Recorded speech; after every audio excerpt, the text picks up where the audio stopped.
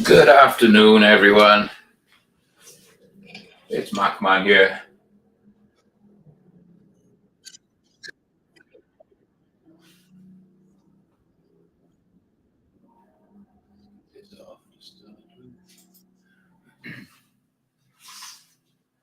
So I thought I'd jump on to do a quick live stream. I'm trying to build up ready to do my live streams. I'm going to be trying to do a Monday night live stream. Probably going to be between 7:30 and 8 o'clock. That's going to be when I do my live streams. So I thought I'd jump on here. We'll have a test today. We'll have a play around, see how it looks, see what the lighting is, see what it sounds like. Hi, Vanessa. Hi, AR. And hello, Bob. How are you doing? So I thought, like I said, I'd jump on here today. I've been loading some 9mm. So here's my 650 using mixed brass. Got the Extreme 124 grain. See if we can get this to come up. Extreme 124 grain bullets. And I'm using this Ramshot Zip powder. To be honest with you, this is a new powder for me. I haven't used it a lot. It's good for 9mm, 40, 45, the main pistol calibers. But it was cheap. It was under $30 a pound. So I thought I'd buy a couple of pound of it, see what it was like. Took it to the range, and it's pretty good. It's pretty consistent. I'm getting good groups with it.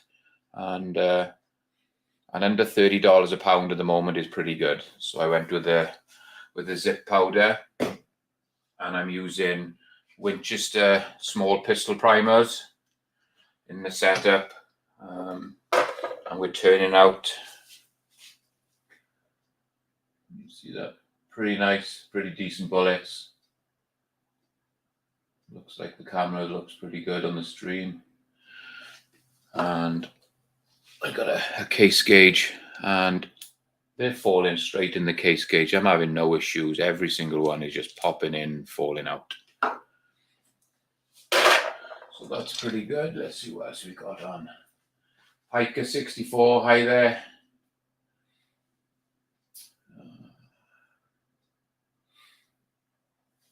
AR says he likes the 650. He wants to get the RL1100. It's a great machine. AR there, the 1100. Good, strong machine.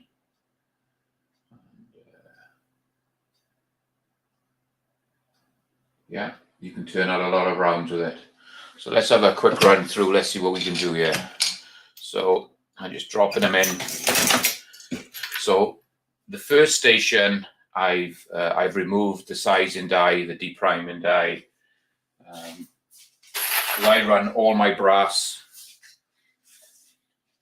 I run them all through my RL 1050, and I actually got them all sized, deprimed, and just flared the ends a little bit. I don't know if you can see that, if I can get in. I don't know if you can see a little tiny flare on there. So I've already processed all my brass, which I prefer to do. It makes it so much easier when I'm running it through the 650, because even though it's 9mm, some of those shells can be pretty heavy to size. So I got my first station empty. Second station's got the powder in it. Put a little bit more in there.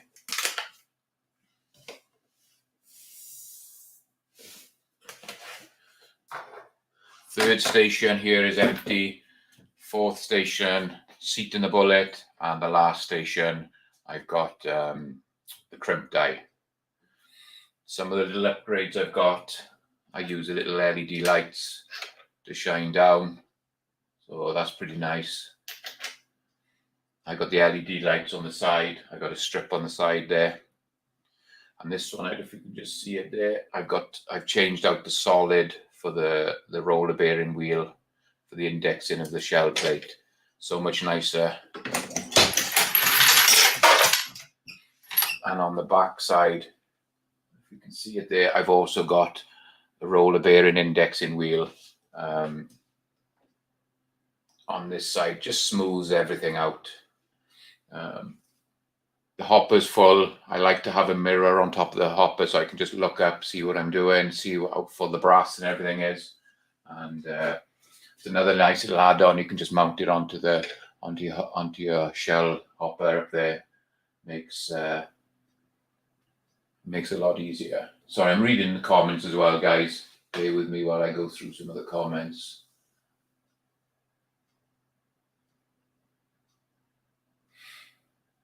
Like the 64, yeah.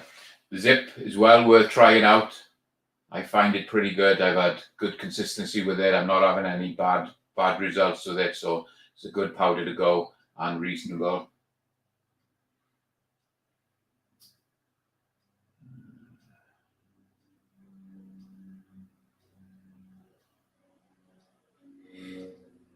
Bob, why am I using 124s? To be honest with you, when we were going through all the crap with the COVID and everything, it was hard to find everything. I managed to buy probably about 3,000 or 4,000 124 grain bullets. Everything else I struggled to find. So to be honest with you, I'm just using them up. I got a bunch of 147s. I've got Summit City 147 round nose over there. I got Hollow Points 147, and I got a probably 3,000 Extreme 147 grain. Those are my preferred choice because I can use them subsonic. But when I had all these 124 grains, I had a chance to buy them, so I bought a load of them. And we're going out tomorrow. There's a bunch of us going out. Some of the neighbours. We're going to have a ride in the desert. We're going to set some pop-ups up. The guys are taking a generator and a TV. They're going to watch the Super Bowl out there. We're going to have some barbecues out there. There's a bunch of kids going out, so we're going to go out for the day. So I'm going to take some of my 9mm and some of my 22s so the kids can shoot them. So instead of using my decent 147 subsonics, I'm just going to use these 124 grains. So that's basically what I'm going to be doing with the 124s. But most of the time I like to use 147s because I just use them subsonic.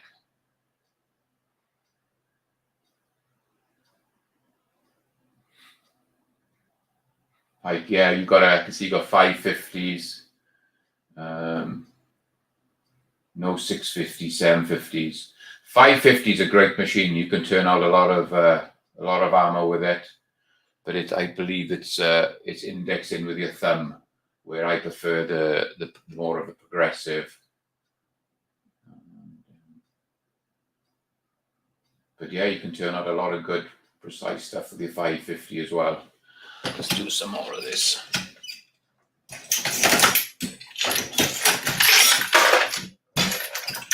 So this is a sort of stream I'm planning on doing, guys. It's more around the machinery and the equipment I've got.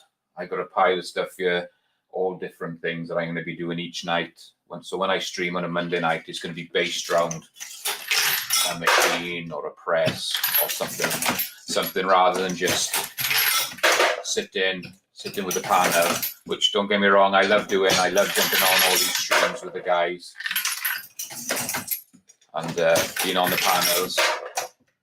But I just thought there's enough of them. Let's try do something a little bit different. And I like watching Highboy. Highboy does this sort of stream where he's got the machine in front of him. He's talking about it. He's answering questions about it. And okay, you don't see my face, but you can see the machine, how things work, and hopefully I can explain what I do. If it helps you guys out, that's great.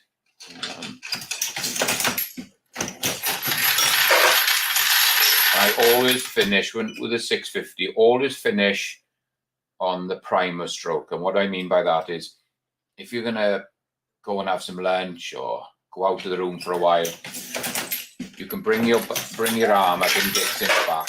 And the last move you want to do is with your just push it forward, just seat the primer. And if the primer's seated, when you come back, you can just start back up again, drop the bullet, cycle it through, but always finish with a seat, and you won't go wrong.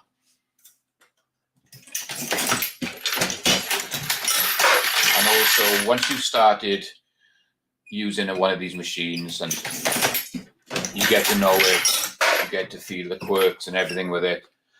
And every now and again, I've got a couple of bad pieces of brass. Let's see if I can get one of these out. I've been throwing them away. I don't really know what 9mm brass it was, but they wouldn't seat. When you were pushing forward with the arm, you could feel it was stopping, and it was needed quite a bit of pressure to seat that primer. So I can stop, take a piece of brass out, replace it with another piece without ruining the primer. So it's nice when you get to know your machine. You don't have to work it hard, and you know when something goes wrong, because it just feels different. As you're loading up these rounds, try and keep the same sort of speed, same sort of pressures. And as soon as something feels different, when you're maybe pushing it all the way up and it's trying to seat or crimp, and something might be not quite lined up, you'll feel it straight away.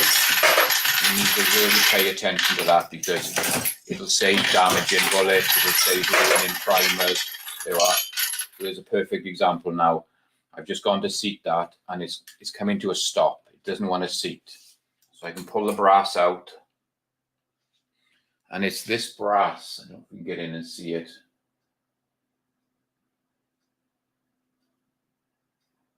I got a bunch of this stuff. So whether it's crimped and it needs decrimping, but it's the same brass I use.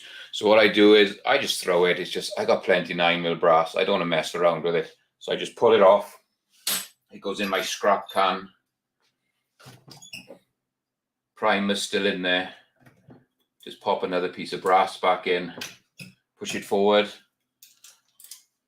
and it is seated perfect.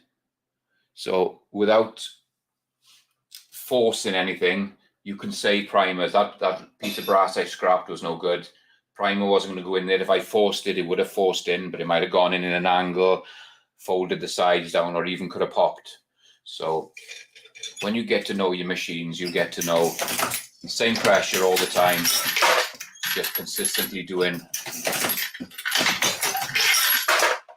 everything the same. Again.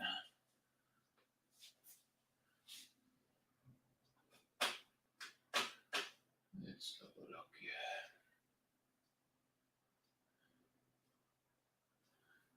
Thanks, Piker64, for jumping on. We'll see you a bit later. Vanessa's there. Hi, Vanessa. Hillbilly Up has joined us. He says hi. Let's have a look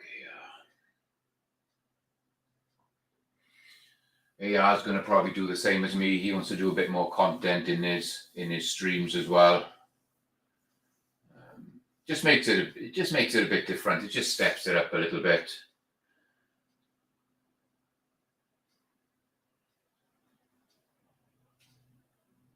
So I'm just going through. People are saying hi to everybody. Yeah. So it's cool. So this morning and last night, I turned out a big bunch. So it's a whole Dillon pot of these 9mm. So I turned all them out. So they're ready to be checked. I bag them up in hundreds, so I know what they are, so I can keep a count of what I've got.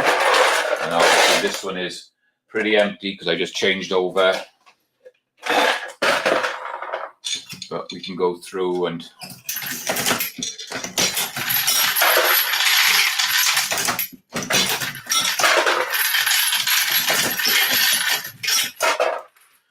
these 650s can really turn out a lot of good ammo, and there we go. So again, pushed it forward, it's coming to a stop, and it's that same brass again. I don't know if you can see that. I don't know what it is, I don't know what make it is. It says 9x19, so I know it's the right brass, but make wise. I don't know if you can see that, guys. I'm going to have a look on it. It looks like it says IK21, and it does look like there's a crimp on it. It does look like there's a crimp on it, and the primers just do not like this brass at all. So I'm not going to ruin one primer every time I fall across this brass. So just may as well just drop it straight in my scrap can, pick up another piece, load it straight on top of that primer. And there you go, it just seats perfectly.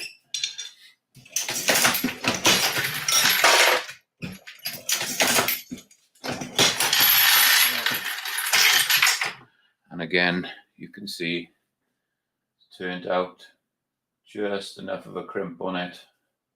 Again, it's dropping straight into the case. And let me just get a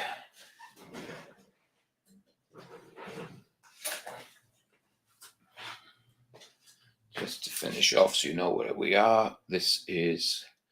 So these are coming out. I got these coming out 1.118. 1.118. They're ranging between 1.15 and 1.158. So nice and consistent.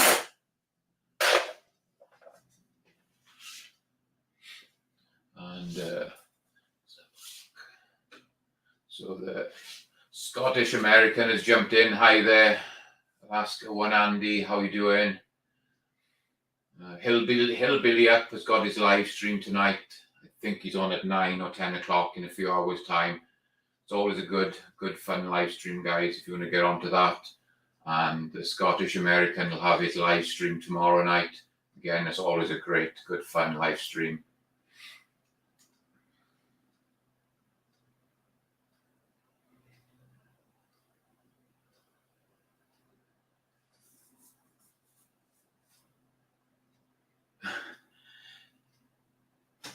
Yes, Hillbilly. So I've got my machine. Let's see if I can just pull back a little bit on this.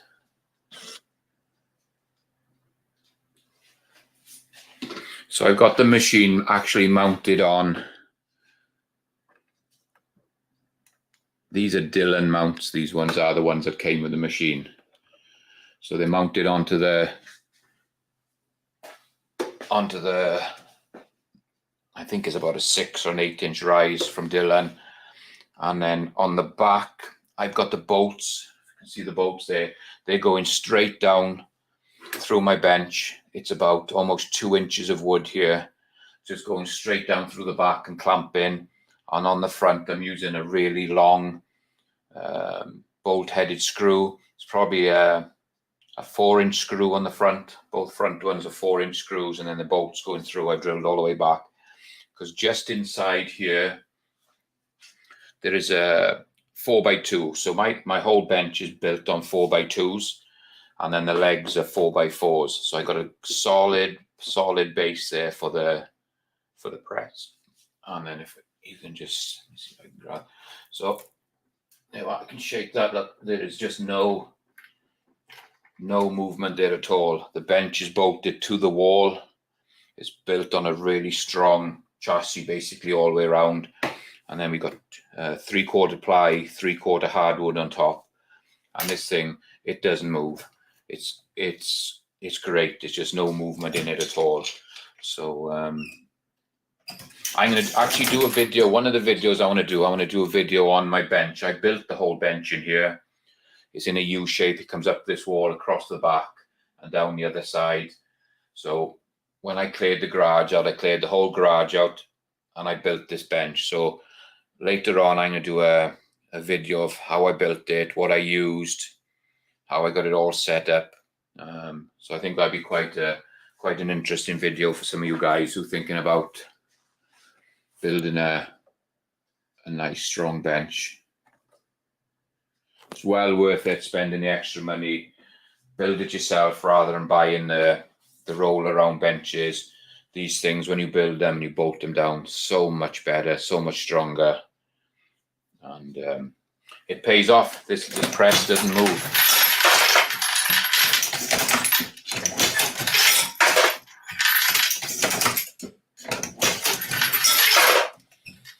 keep looking back. I got my TV screen up to my right, so I'm trying to read the comments as well, guys.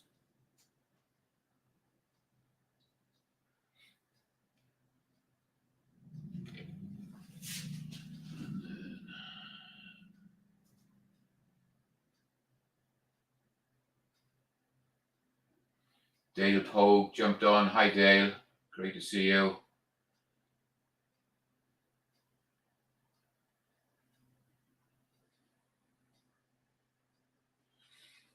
So as I get more into this, guys, I'm going to be able to I'll pop up the comments, pop the comments up on the TV screen. It's just, I've only done a couple of live streams before.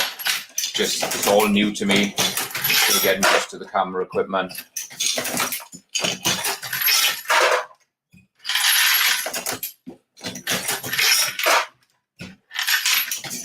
Hopefully you can see that it's. Let's bring it back in and move the camera a bit more. Hopefully you can see this and it's showing up pretty well on the screen.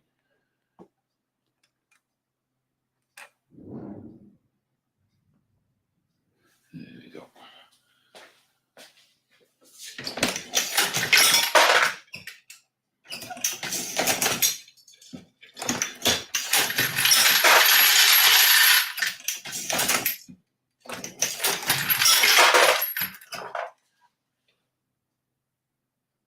Yeah, the inline fabrication stuff is really good. It's just when I bought these two 650s, they came as a package with these stands on them. But I've got the inline fabrication on 1, 2, 3 of my other presses, and I've got another 3 presses here that I can interchange on the quick change setup with the inline fabrication stuff. I really do like the inline fabrication stuff. It works really well.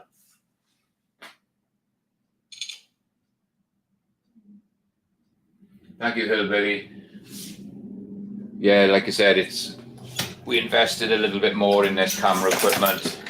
Got some extra lighting in here, and hopefully it pays off that we're getting good quality streams and good quality videos.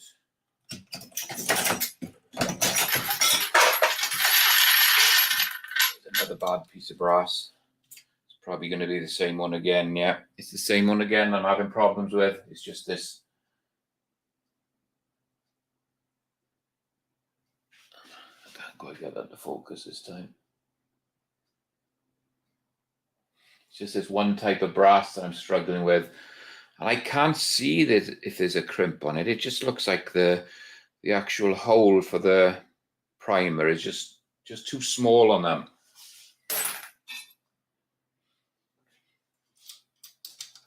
And a lot of it is range pickup, so I don't really know the history of a lot of this brass.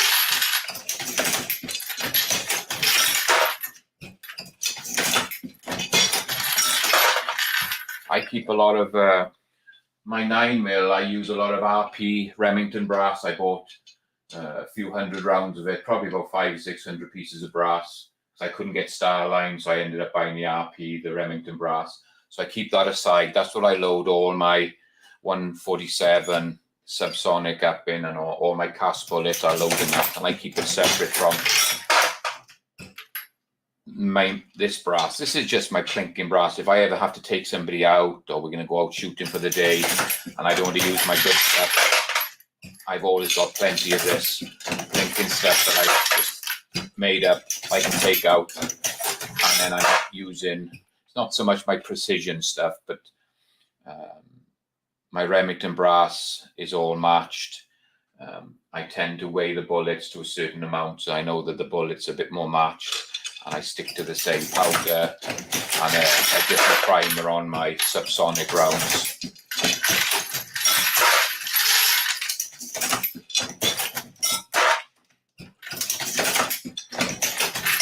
So I dropped a few videos today, guys. I don't know if you had a look. I've done a couple of shorts. I dropped a video on a tool review on a ratcheting screwdriver set earlier, so that's up. I dropped one, the first part 1 of a CZ pistol series I'm going to do It's going to go in to have some work done on it. They're going to machine the slide for me and do some trigger work. So when that comes back, I'll run another video on that one. So I dropped that one today.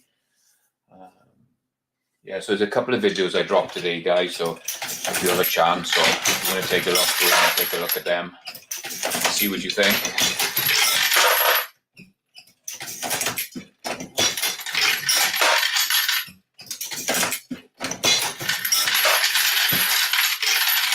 So when I pushed that one forward, it clanked a bit. It was a little bit, didn't feel the same as the rest. So I just popped it out. But you can see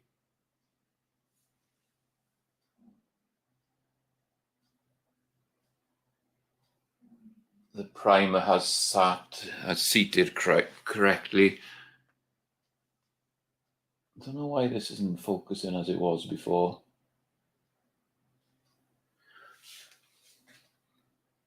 Sorry about this, guys, just trying to get this to focus there.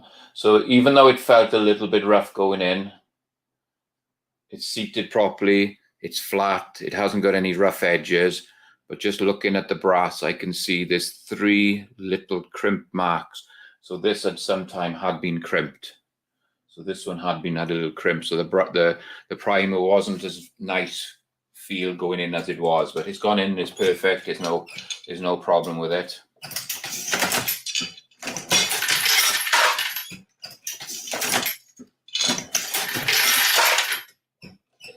And then let's have a look. What else have we got going on here?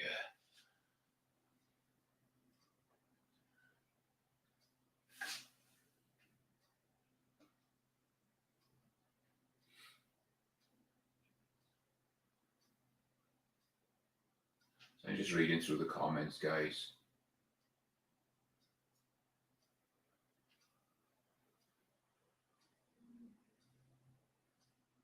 Bob says he's had some of that brass and he's just run it through a decrimper and it works fine now. Yeah, there's not a lot of it in there. There's probably 20 or 30 pieces gone through already, Bob, maybe some more. And I just throw it away. I got so much of it. So we've done that, guys. I just want to bring you over here now. If I can move this camera a little bit, so I'm gonna have to pull these clips off. I want to show you what I do with my rounds once they've been made up. So I'm just gonna pull this cable so I can move my camera a little bit.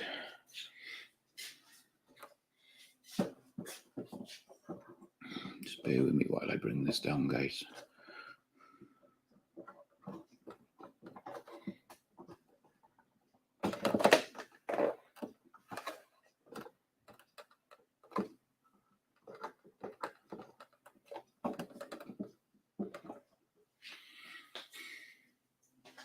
So I've seen a lot of guys, they make the rounds up, especially on these 650s, and they drop them into a pan, drop them into a bucket, and then that's it. That's all they do, and they've left them. They've left them.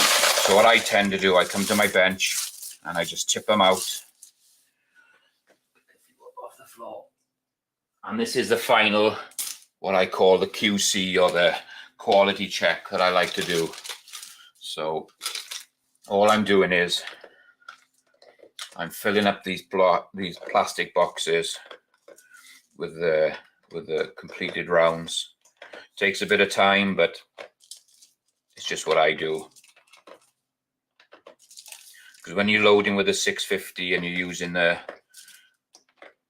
Dillon Auto Primer filler for filling the tubes, you don't know if any of these rounds are popping in, if these primers are going in upside down, if you're missing primers. So I just like to come in, load up a tray. Let me just tip that down a bit more again, guys, so you can see. I like to load up the tray, and when it's loaded up, I just run my finger over the top. Just nice and slow and smooth. And if there's any primers that haven't been seated properly, which are sticking up a little bit, you'll feel them straight away. And you can actually do a physical check to make sure all the primers are the right way up. And it's just the final check before I drop them in my ammo cans. So I did have one from earlier. Let's see if I can find that.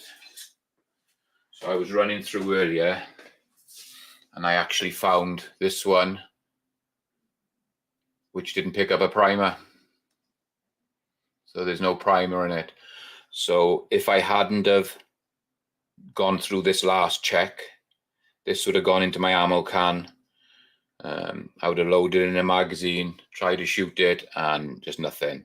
Wouldn't have done any harm, wouldn't any damage, but now I can pull this, drop the powder back in the pan. I won't have to waste the powder. I'm not wasting the brass or the bullet, and that can just be set aside. So it's one of those things you don't have to do, guys.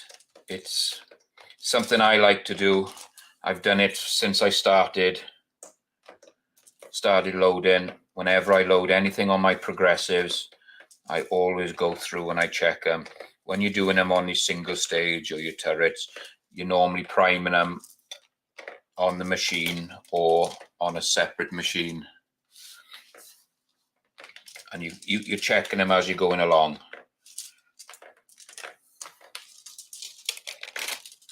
So it's not so essential to be doing this once you've got your fully loaded rounds done. So again, you can do the physical check. They all look good. And then again, just grab your finger, just gently run over the top of them. And once you've done this a few times, you'll feel that primer sticking up. If that primer hasn't seated properly or there's a bit of dirt in there, you'll feel it straight away. There'll be no problem finding out that you've got a bad primer.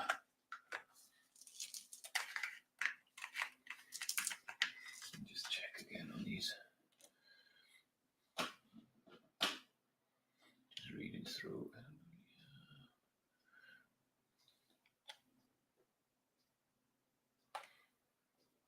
Yeah. It's always good to check. You can never be too careful.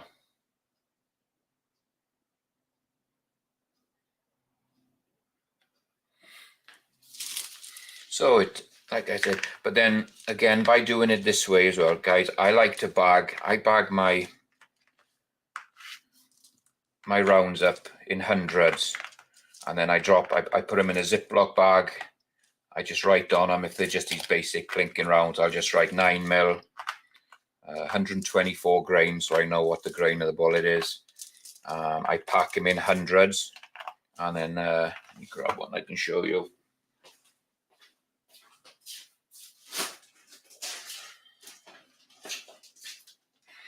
So I actually grab them in 100. They're bagged up, 9mm, 124 grain. Once all the air is out of them, and then I drop them in my ammo cans. So if I don't want to take the whole ammo can to the range, I can just grab a couple of bags, and I know I got 200 rounds, and that's what I'm going to take to the range. We don't have to worry too much in Arizona about humidity and moisture here, so we don't have the problem with everything rusting. But I still like to bag everything up. And just on like a small side note, guys, just to show you, if I'm loading up my own brass, which I like to try and keep as much of it as I can together. So if I'm using my Remington brass or anything, or my 223, the 308, the stuff that I like to recycle all the time, what I tend to do is I'll get a marker pen and I just run straight across the top of all these. Doesn't take long. And then when you go to the range and you shot all day and you're picking up brass off the floor, you're picking your brass up, you're picking other people's brass up, you know straight away by looking at it when you come back to sort it, okay, this is my brass, this is the stuff that I want to keep. It can go back into the batch of brass for Remington. Don't have to worry too much about it. So I tend to do that with the brass that I want to keep records of. my plinking brass, I don't bother. It's just goes through, we shoot it, reload it, shoot it. Once it goes bad, I throw it away. But my more precision stuff that I keep in batches, I tend to mark up like this, guys. So much easier when you come back from the range. You're sorting it out, you just have a quick look at it, you know straight away, oh, that's the stuff I want to keep in that box. And then if it's got no marks in it, you just use your plinking rounds, just leave them as they are.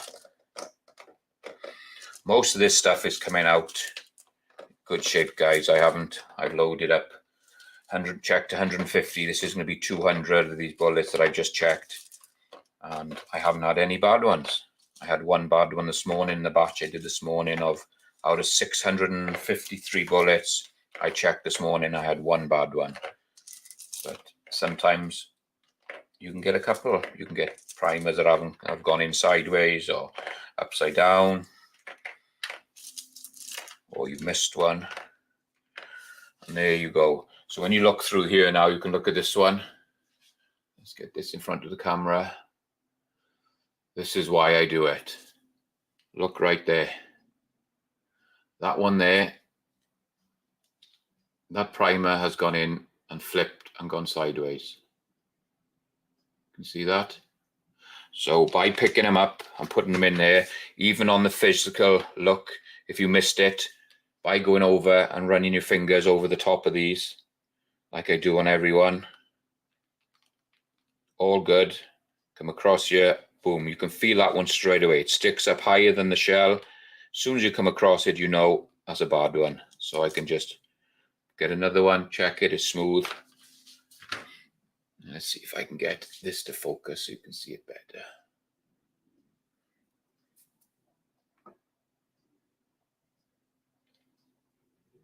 There you go.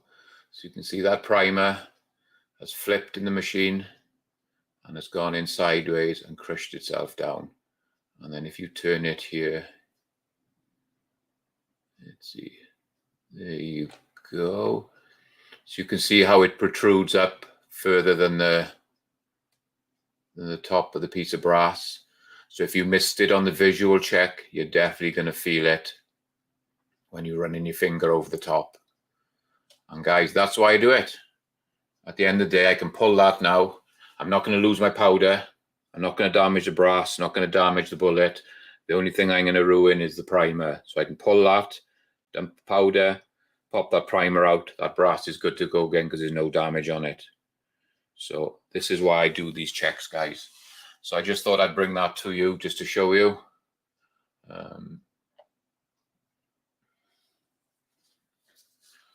Why this is, like I said, it's going to take you an hour to go through a whole bucket like this, maybe 3/4 of an hour to an hour. But to me, it's worth it, and it's all part of the loading process for me. I love the rest of it. So why not do the last bit, just the last piece. Let me just see what else we got here.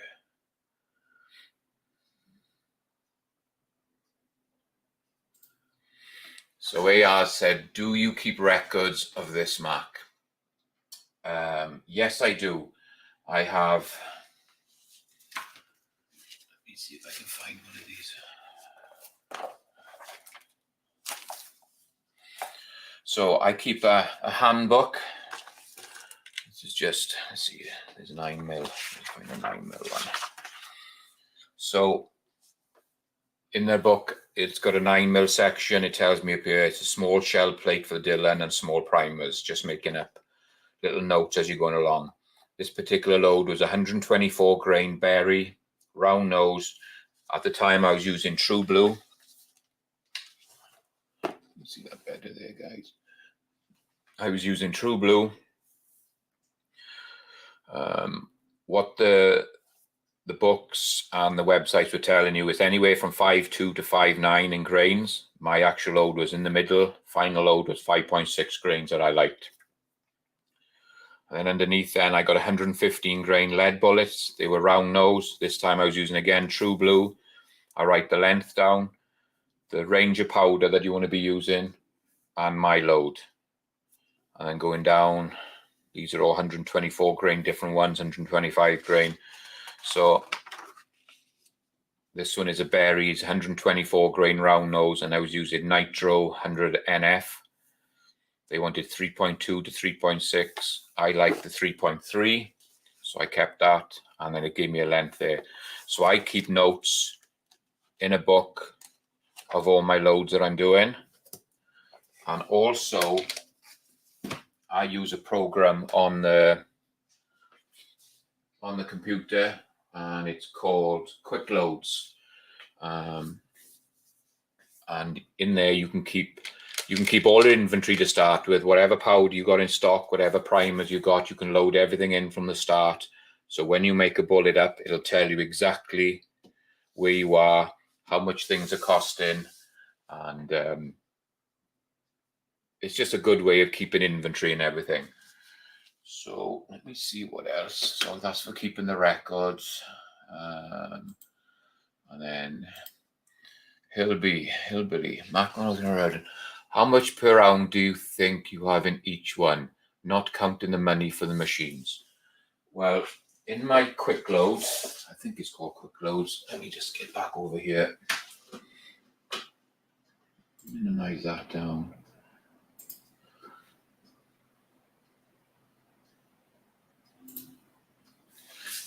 Let's just bring you over here. I don't know if you're going to be able to see this on the other screen, but I'll just see what we can do.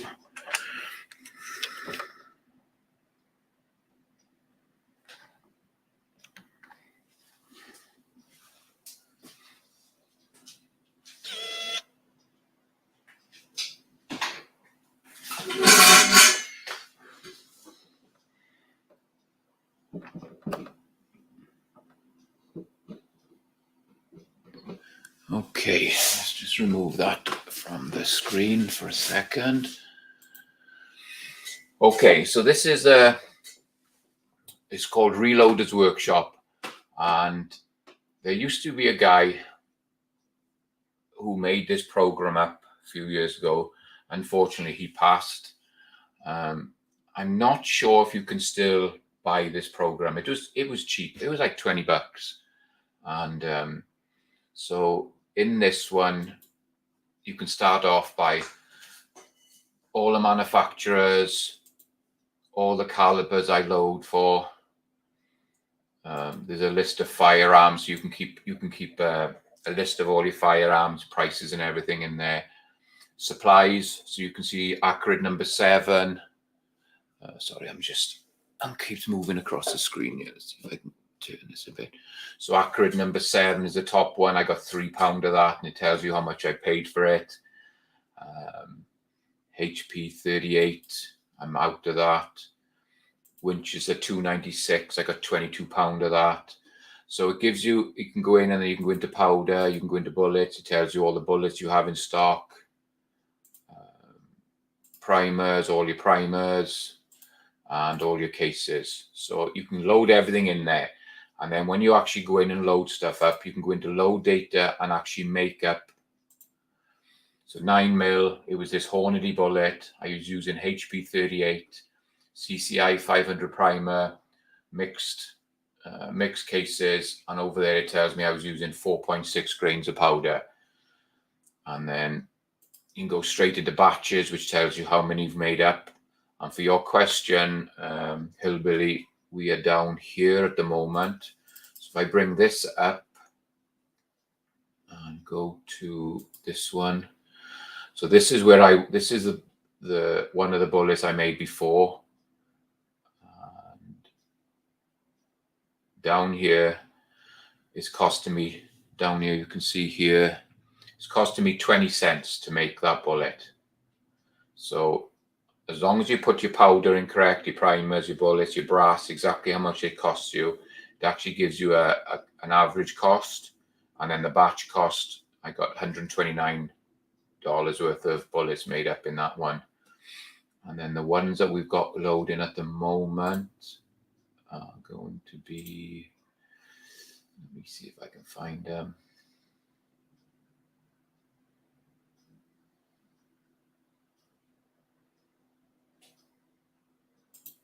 Cancel them out. So the one that we're actually making now is this one here. So it is, sorry guys, just going through and finding it in this one here. No.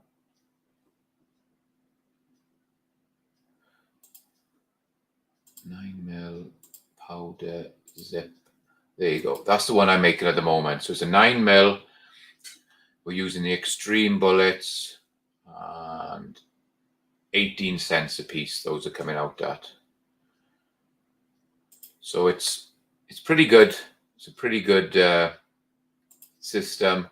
I use it. I've been using it from before the guy that actually made this program, like I said, passed. So we used to have updates on this. Again, I don't know if you can still pick this one up, if you can still download it or not, but it's a great program.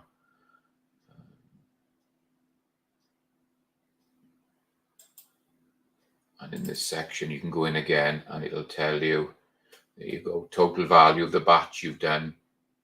And they're costing 20 cents a piece. So there you go, Hillbilly. Yeah, I can track them, figure out exactly how much they're costing me to make.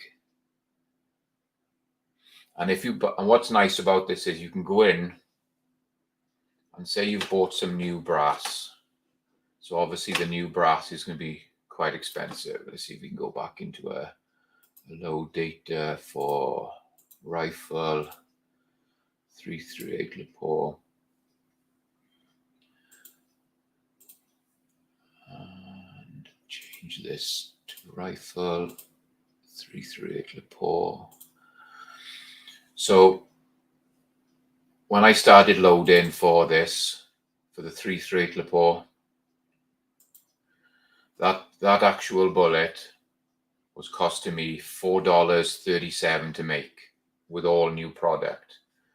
But what I can do next time is, when I actually go to load this into the system, once I've loaded them, I can click on the once fired brass, twice fired brass, and it reduces the price down from a new piece to what it would cost you if you're using a second or third fired brass. So obviously your cost comes down then, because the brass on this was pretty expensive to buy. I don't know if I can go in and supplies, case, caliber. So the brass was costing $2.82 a piece, $2.82 a piece for the 338 brass. So next time I go to shoot it, the value would probably be $1.42, because it's going to cut in half the price of the shell, because you've already fired it once. You're not buying it, you're using it a second time round. So there's a program in here that I can actually go in and do that on as well. So it's very accurate to how much things cost to make. So I do like that program. But there is other programs out there you can use, guys. If this one's not available, there is other ones out there.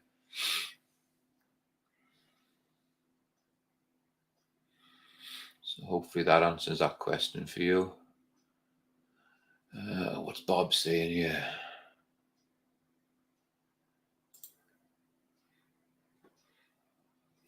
Bloody hell, Mark, man. Thank you, sir. My reloading buddies laugh at me for using different color markers on brass. Great minds think alike. Well, some of this brass is expensive and you want to keep your own brass. So when you go to a range and you can pick up your brass, you can see straight away it's yours. It's so much better. Yeah, AR's saying I want quick loads but don't want to pay. I do have quick loads AR. It's quite complicated to get started. I haven't done a lot with it. I'm still learning it. It's not something I use on a day-to-day basis. I wish I could use it more, but at the moment, I'm struggling a bit with it.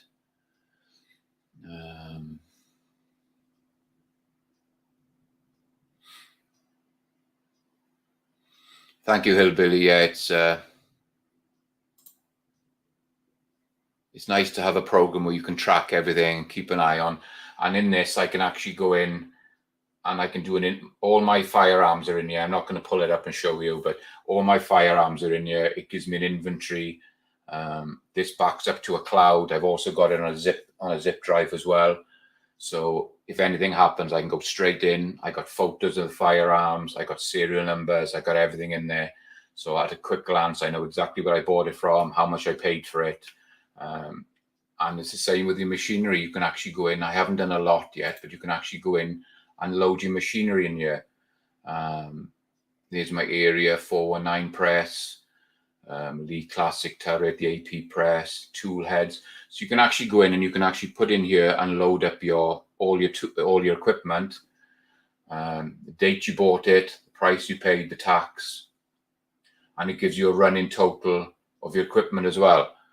So if everything was in here in this program and the worst happened and I lost everything, boom, I can pull this up. I can take it to the insurance and say, listen, this is what I had and it's all gone.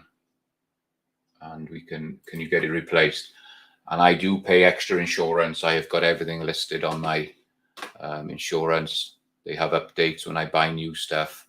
So I try and keep everything updated. So if the worst happens, I got complete lists for the insurance. It's a lot of work at the start, but once it's all in there and done, it's done. It's great. Hillbilly says, thanks for sharing, Mark, man. No problem, Hillbilly. That's what we're here for. Share our ideas, share what we do, help people out. Tactical Fud has jumped in. Hi there, Tactical. Thanks for joining us.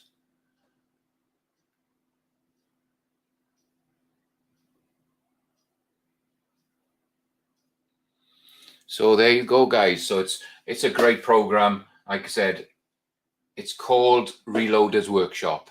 You can see it's just up there. If you can see it, it's just.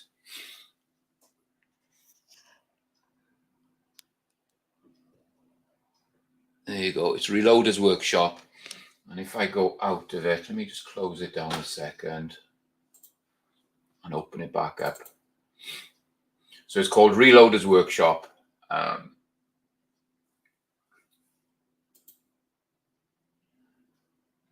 Well worth going into. And like I said, if you could still get it from this guy, like I said, I think his son is still working it, but I'm not 100% sure. So it's Reloaders Workshop. It's great. But the only thing you're going to do is if you do get it, you've got to sit down. You've got to count your brass, load your brass in, count your bullets, put your bullets in. So it's a lot of work, guys. Don't get me wrong. It's but once it's done and you're good to go. There you go. So it used to do updates and everything. Used to put updates in there, and great program. I love it, and it tracks everything. And even if you can go back and look at old stuff that you've done that you haven't even got powder for anymore, you can go back and you can search history and everything in there. So it's pretty cool. It's always worth spending just a little bit to get a program that tracks everything for you. There you go, and go back over there. Zoom back out here.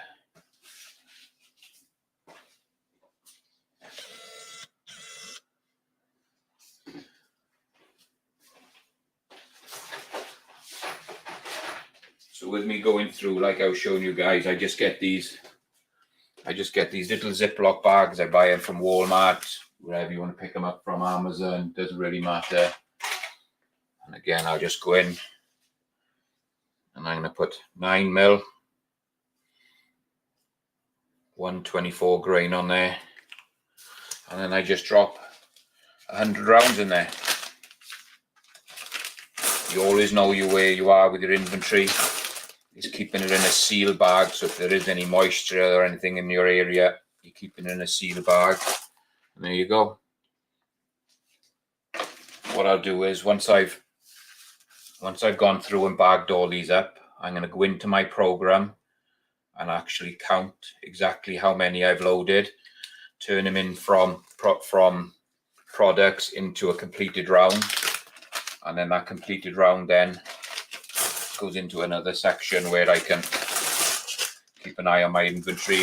And like I say, if I go to the range tomorrow and I blow through 2 bags of these, go through 200 rounds, I'll come into that program and I can actually go into 124 mil, 124 grain 9 mil, click on it, and it can go, I have actually shot 200 rounds.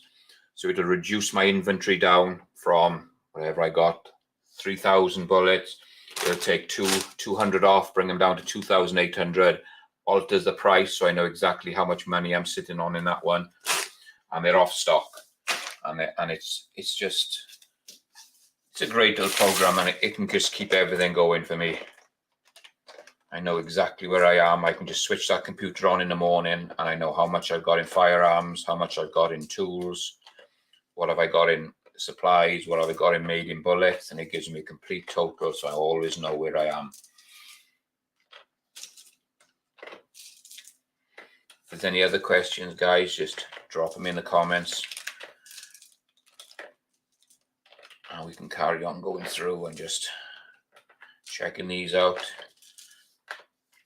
Having a bit of fun. Go back over here if any other comments popped up.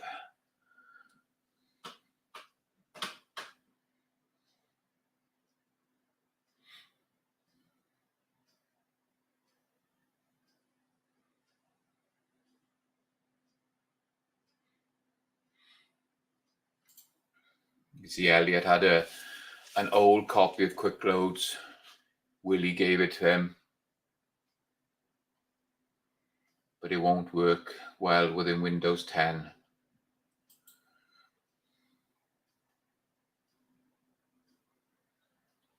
I like that program.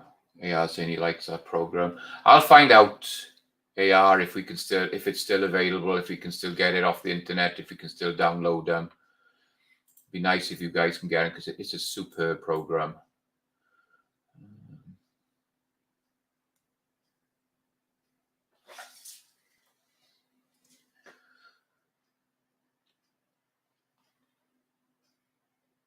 Yeah, that's something I got to look into, about making mods up AR. I don't know. I'll have to talk to you about it. I don't know how to set up people as mods to keep an eye on everything.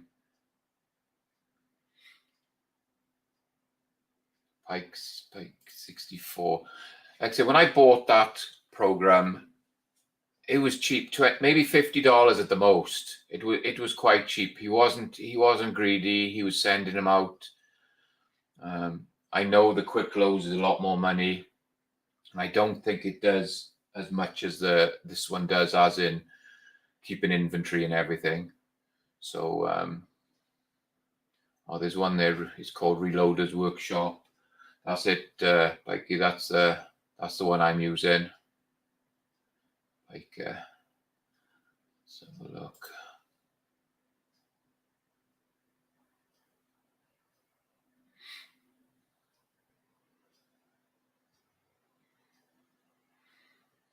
Sergeant Bulldog, how are you doing? Thanks for jumping on. So like I was saying, guys, this is my real proper first live stream. It's a warm-up. Monday nights is probably going to be the night that I do my regular live stream. It's going to be something similar to this, where it's hands-on rather than just sitting talking. It's going to be a hands-on stream where you can see what I've got. I got such a lot of machinery here. I'm really grateful that I've had a chance to buy a lot of this machinery, and I want to share it with you. So Monday night round about 7:30 is going to be, guys, for you guys who just jumped on. If you can join me, that would be great. Love to see you all. And drop comments and send me messages if there's anything you want me to do or we want to see, guys. Like I said, I got the Area 4190 press. I got a couple of 650s. I got a automated 1050. I got a T7. I got the RCBS. I got the APP press and a Lee Classic press. So that's just my presses. So if any of those you want to see, we can get them all set up and get them running on a stream. and then go in. I've got an anneal machine here. I got some nice scales. I got the 21st Century lathe cutting tool, the Ellie Wilson case trimmer, got the bench primers. I've got a new trimmer on the way. I've ordered a new trimmer. I treated myself to the Henderson precision trimmer. That's on the way. So I'm going to be doing an unboxing and a setup video on that. Plus we'll do a live stream on it one night as well. So we can sit down, we can all talk about it.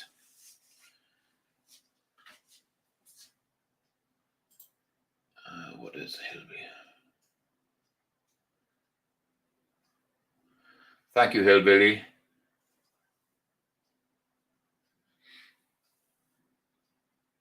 Hopefully the sound is good, guys. The picture quality is good. Hopefully the lighting and all is working well. I can see the same video on my TV screen as what you're seeing, so it looks pretty good on my end. Beginning to learn how to use this equipment and stuff, trying to get things to focus when I bring it up in front of the camera and everything. So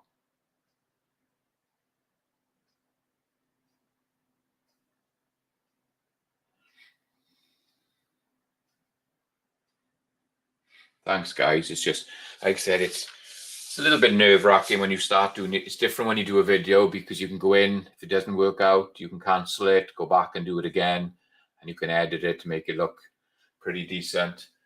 Live stream, you're out there. There's not much you can do about it. If you get it wrong, you get it wrong. So, but I'm the sort of guy that if I do something wrong when I'm doing a video or a stream, I like you to see it because it might happen to you, and it's not just you that it's happened to. If you go shooting and your gun is jamming or you're loading up and for some reason the brass isn't lining up properly or it's not dropping the primer correctly, you can see it.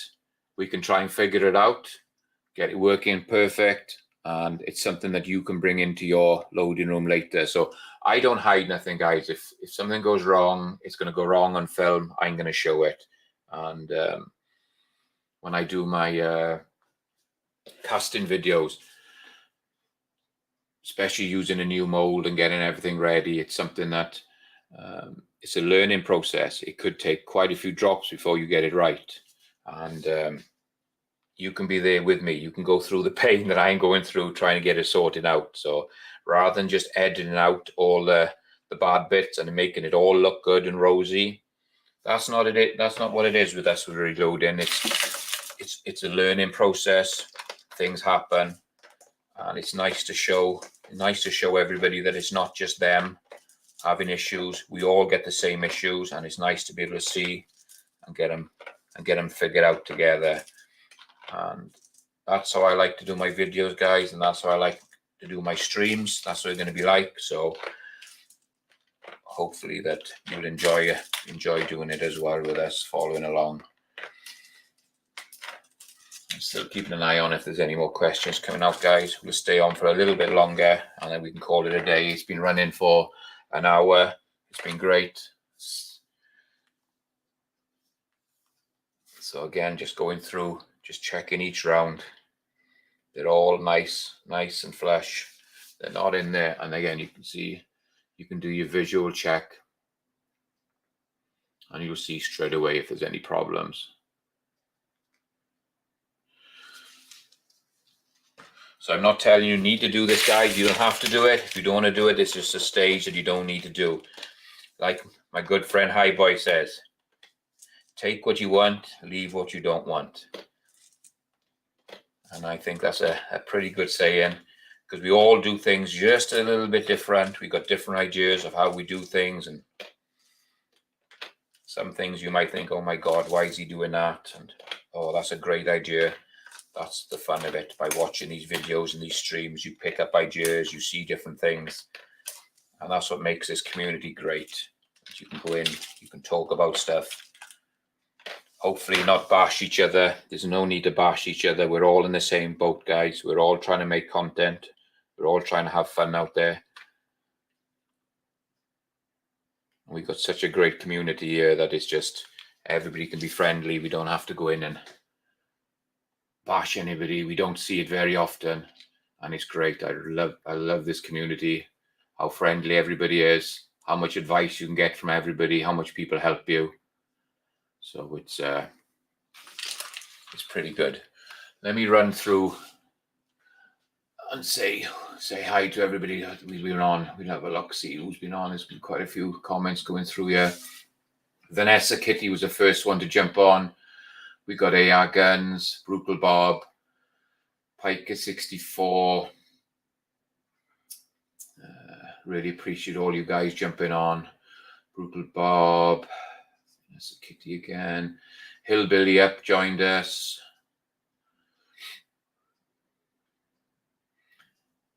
Alaska One, Andy, Scottish American. Great to see you all, guys. Dale Pogue jumped in.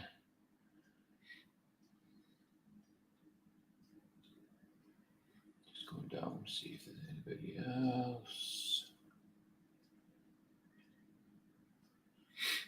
A lot of comments, guys. Really appreciate it. Trying to get through them all. Tactical Fud joined us.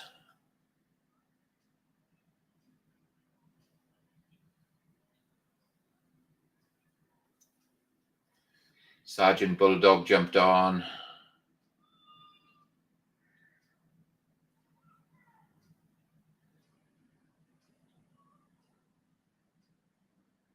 Yeah, so thanks, guys. I really appreciate you coming on. I hope you enjoyed it. I enjoyed doing it. It's been fun. So we've been on for just over an hour. I was going to try and keep the stream going for about an hour. So let's turn this around.